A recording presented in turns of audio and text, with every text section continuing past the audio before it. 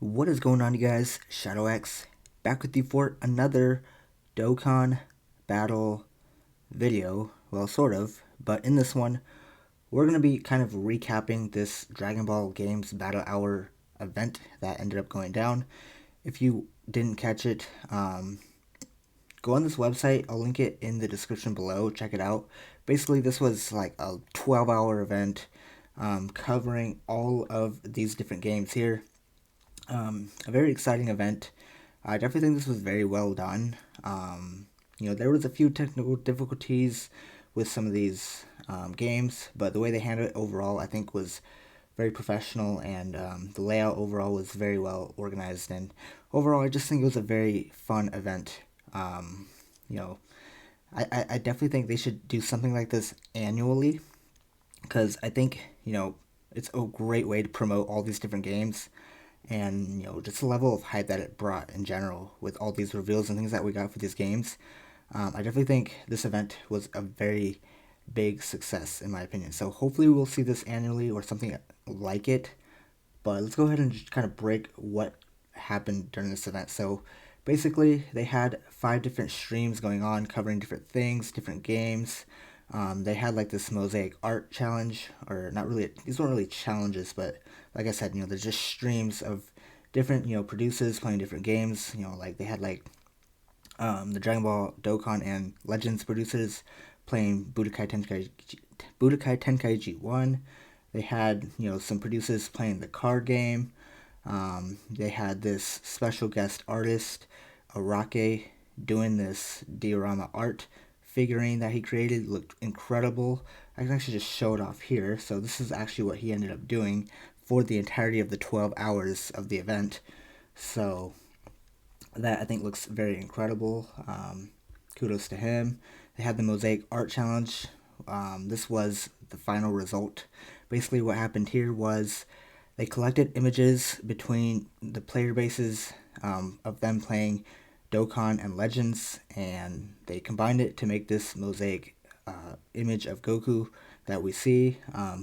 Both of these arts are in Legends and Dokkan, so it makes sense that it would be of Goku, obviously, right? He is the main character.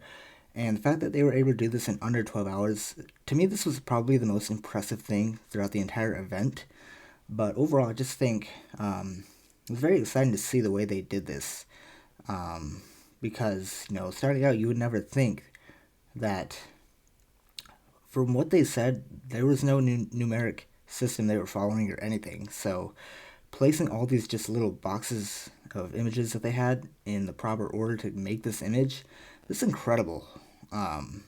So I always love, just from an artistic standpoint, watching time lapse timed events of these types of things in action. So I think the end result turned out incredible. The level of detail that they were able to capture with all of these different images, I believe they said there were a total of 4,500 individual images that they used to put all this together. So this definitely turned out really good in my opinion. So there's basically that, and then basically for the different reveals, we'll just kind of just start with Dokkan since obviously my channel's in regards to Dokkan. So here's what they announced. So obviously we have a new Dokkan now coming on the 16th.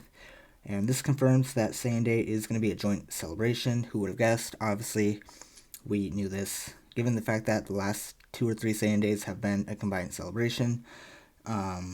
No actual information in regards to who might be coming for Saiyan Day, which I kind of thought we would have gotten the reveal for, but we actually got better reveals that I'm more looking forward to than a new unit. So I know some people are going to be bummed because we didn't get a new character reveal, but dude, we get character reveals like literally every 2 weeks almost in this game. So, it's not the worst to get reveals of other things, you guys, I promise. It's actually more beneficial for the longevity of the game, in my opinion. So, that was the first thing they revealed to us. The next thing is huge. This is probably the biggest thing. There's going to be a new update, version Z. So, we don't know too much about this.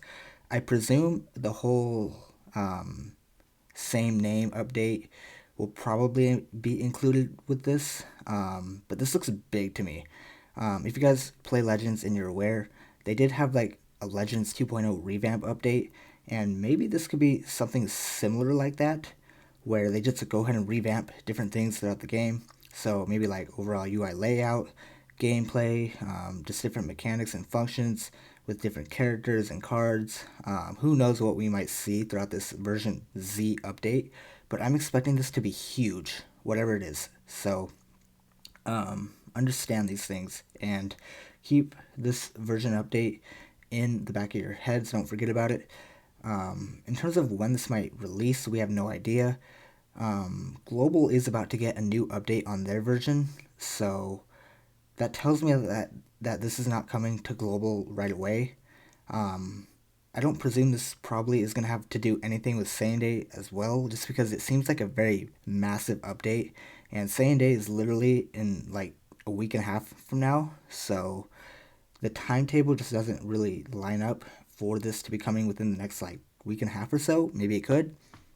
We will see though.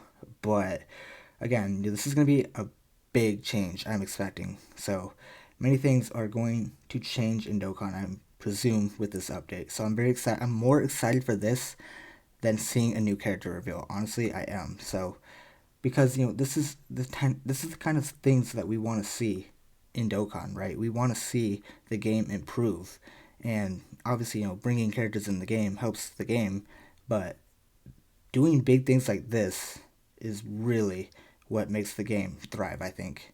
And this is just going to be a really good change for Dokkan, whatever is included in this version Z update.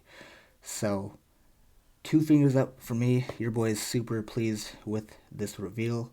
And let's talk about the next reveal that we had here. So, Petin Battle. Now, when I first saw this, I actually laughed. I thought they were like joking. Like, I was like, what the fuck is this? Like, the hell?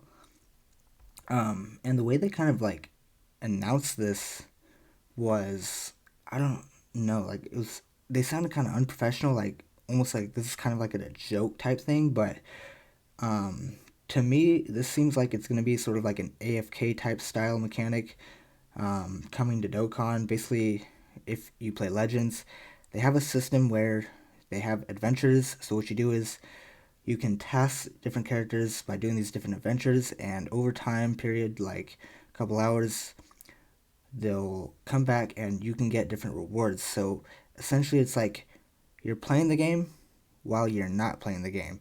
And that's basically how they describe this new mode that's coming. Who knows? Maybe with this version update, I presume. Again, this to me, this doesn't seem like it's coming anytime soon. I'm not sure. It could be within the next 2 weeks. It could be for Saiyan Day. But again, given the fact that Global is getting another version update, and we are having a combined celebration, I don't think this is coming to Global as well. So we'll see when this ends up coming. We don't know too much about it yet, but if it's anything like the adventure system in Legends, this is going to be really good for newer players, especially someone that's just starting out the game today. Because when you jump into the game and you see 80 events open at once, you don't have time to catch up. Like, there's so much content in the game. And if you could have, like, especially for like farming all of the different metals that you need and things like that, right? So if you could have a system where it's kind of, you're playing while you're not playing, and the game is working for you when you're not working for it, overall, it's just going to be beneficial for the player, right? And it goes both ways when you're playing and when you're not playing, I think. So, um, I think the advertisement and the way they sold this seems a little deceiving because of, it just looks very unprofessional to me. Like, it looks like a joke, but, again, whatever this ends up being, I think it could be a very good mechanic and mode for the game. So we'll have to see what this ends up looking like, but I definitely have high hopes for this, whatever this is. So that's basically all they revealed to us for Dokkan. Again, no major reveals for Saiyan Day, as we all expected. But again, to me, this was the big reveal that I'm most excited for. So I'm expecting big time changes with this, whatever this entails. So that's basically what they covered for Dokkan. Over here on Legends, we have a new legendary finish Rosé that Toshi announced alongside an assist, Future Trunks and Mai there. The card art looks amazing. Both of these units are going to be insane, and I can't wait for them. Who knows when they might drop on Legends? Probably, I would say within the next week or so at least. Probably less than 2 weeks, because typically they don't wait longer than that to release a new unit. And then over here on Xenoverse, they revealed the DLC trailer. I'm not going to play it because you guys can go on the website and check it out there for yourself. But this trailer looked really good.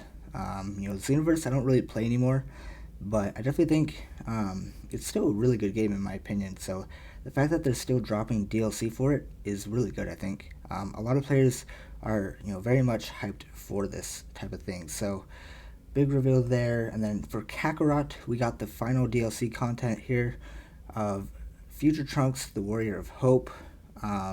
This is coming early summertime is what they announced. So who knows when that might be specifically. And then if we scroll over here, we also have these different things that you can also get with this DLC. So looks pretty exciting there. Again, you can see it early summer. And then for fighters, they showed off the Gogeta trailer with his gameplay, and he looks amazing. He looks incredible. Definitely can't wait to try him out in fighters myself. I don't play that game too often, but I might jump back in because of Gogeta. We'll see. He looks incredibly good. So definitely, I think this was the big selling point of this entire event. Seeing Super Saiyan 4 Gogeta, because fighters I think is probably the most popular game at the point outside of all these games that they premiered and they had reveals for. I think fighters probably is the game that everyone plays the most out of all of these, I'd say, easily.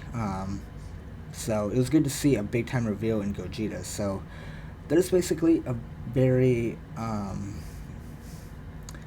brief recap of everything that they revealed in this event. So you guys let me know if you guys sticked around for the entire 12 hours. Your boy was kind of in and out, kind of not trying not to fall asleep the entire 12 hours. It was a long event.